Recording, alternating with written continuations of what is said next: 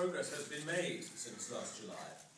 I think that the first two modules of the Leveson inquiry have shone a lot of very disinfectant sunlight into a lot of very infected corners. I think that as a result, people are around the country starting to realise that this whole thing is about more than just phone hacking, that it is about corruption of police, corruption of public officials, the intimidation of elected politicians, and basically the emasculation of 5 successive British governments. So in effect, it's really about the corruption of democracy here in England, or Britain, the so-called crucible of democracy. And that, however abhorrent the idea of a state-run media is, and it is utterly abhorrent, it's nevertheless increasingly obvious that we have been living for about 30 years in a media-controlled state, and that is equally abhorrent, and it's a disgrace that nothing's been done about it up till now. So as I say, I wanted to use these minutes to stress the positive things. Unfortunately, that is completely against my nature. I'd much rather dwell on the negative.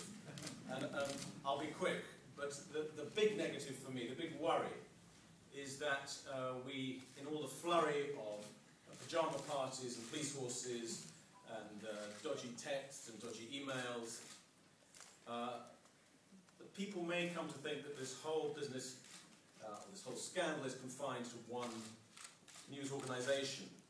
And that simply isn't true. It's an impression, of course, that is being very much promoted and promulgated by non-News International news organisations. But, as I say, it simply isn't true.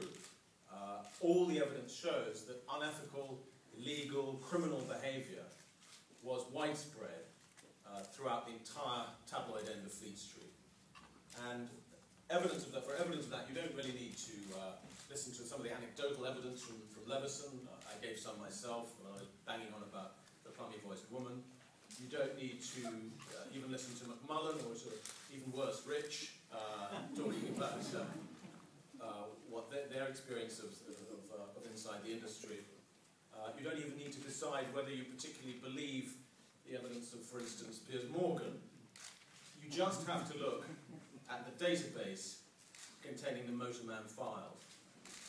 Motorman, for those of you who perhaps have forgotten this particular inquiry, was the Information Commissioner's inquiry into the activities of a private investigator called Steve Whittemore back in 2003.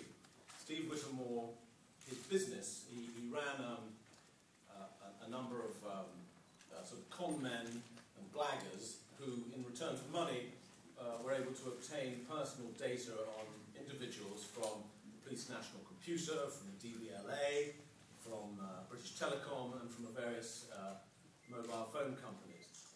And when the Information Commissioner published his report into this in 2006, he set out a league table showing which papers had used him most, and used this convicted criminal most. And oddly enough, News International is nowhere near the top. Way above that are the Associated News, the Mail and the Mail on Sunday, and the Mirror Group papers. So there is this great stack of unexposed, unpublished evidence about widespread illegal activity going on in papers outside News International. Activity which the Information Commissioner himself described as serious as phone hacking, if not more serious. So why is it not coming up more at Leveson? Why, when victims groups there, or hacked off, ask the inquiry to spend more time on it, do they get a no? Well, the inquiry keeps saying this is historical, but it's hard to see really how it can be historical when it was going on actually more recently than the hacking of Millie Dowler's phone. It's hard to see why it's historical when there was a cover-up and still is a cover-up. It's hard to see why it's historical when, as far as anyone can see, these newspapers still have all this personal data on all these victims, and may indeed be still using it. It's hard to see why it's historical where, even after the conviction of Steve Whittemore in 2005, 2 newspaper groups for sure went on using him. The Daily Mail went on using him up until 2010, the Express until 2007. So for a lot of us, it's astonishing